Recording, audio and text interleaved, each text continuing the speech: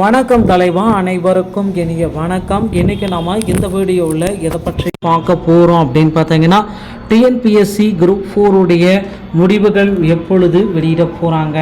So இதை பற்றிய ஒரு அதிகாரப்பூர்வ அறிவிப்பை நாம் இந்த வீடியோவில் பார்க்கலாம். அது மட்டுமே கிடையாது, குரூப் 4 உடைய முடிவுகளை வெளியிட்ட குறித்து உண்மையை உடைத்த டிஎன்பிஎஸ்சி அதிகாரி. ஸோ இதை பற்றியும் இந்த வீடியோவில் முழுமையாக நம்ம பார்க்கலாம். குரூப் 4 உடைய கட் ஆஃப் மதிப்பெண்கள் நமக்கு என்னவாக இருக்கும், இதை பற்றியும் இந்த வீடியோவில் முழுமையாக நம்ம பார்க்க இருக்கோங்க. ஸோ நம்ம சேனலை புதியவராக இருந்தால் ஒரே ஒரு subscribe and bell all set பண்ணி வச்சுக்கோங்க.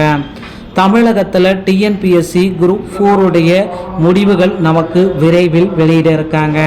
தமிழகம் முழுவதும் குரூப் 4 உடைய முடிவுகளை வெளியிடுவதற்காக ஒட்டுமொத்த மக்கள் எல்லாருமே வெயிட் பண்ணிகிட்ருக்காங்க.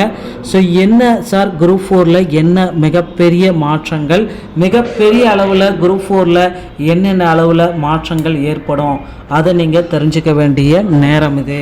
சார் குரூப் 4ல் வந்து பார்த்தீங்கன்னா முதற்கட்டமாக வந்து பார்த்தீங்கன்னா கட் ஆஃப் மதிப்பெண்கள் ரொம்ப கம்மியாக வருங்க. கடந்த ஆண்டை ஒப்பிடுகளில் இந்த ஆண்டுகள், ஸோ கடந்த 2-3 ஆண்டுகளாகவே வந்து பார்த்திங்கன்னா டிஎன்பிசியில் குரூப் 4 தேர்வு நடத்தப்படாமலே இருந்தது.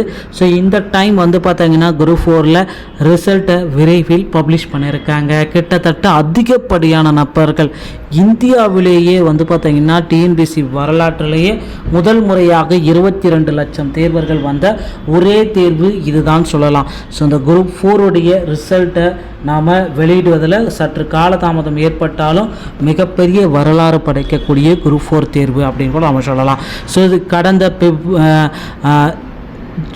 கடந்த ஆண்டு ஜூலை 24ஆம் தேதி நடத்தப்பட்ட தேர்வு முடிவுகளை ஒவ்வொரு மாதமும் டிக்ளரேஷன் கூறி நமக்கு ரிசல்ட்டை வெளியிட்ட தள்ளி போட்டுகிட்டே இருந்தாங்க.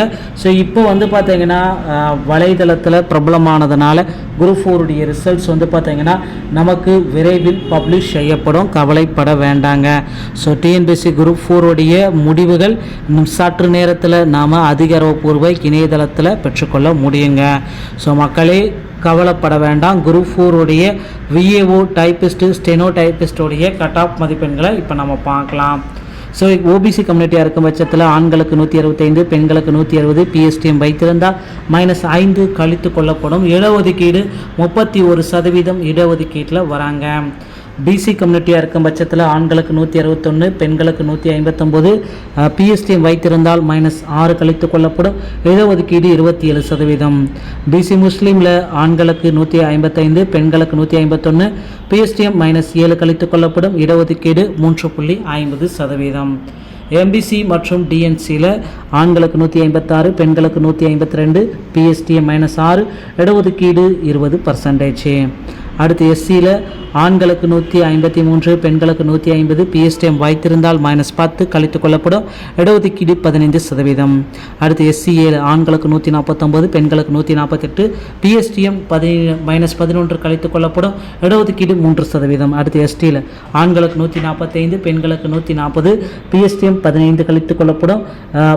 இடஒதுக்கீடு 1%. ஸோ பிடபிள்யூடி மற்றும் எக்ஸர்விசன் டிரான்ஜெண்டர் மற்றும் டெஸ்டியூட் விடோவா இருக்கும் பட்சத்தில் ஆண்களுக்கு 137, பெண்களுக்கு 135, பிஎஸ்டிஎம் வைத்திருந்தால் -20 கழித்து கொள்ளப்படும். உள்ளிட ஒதுக்கீட்டில் இவங்க உள்ள வருவாங்க.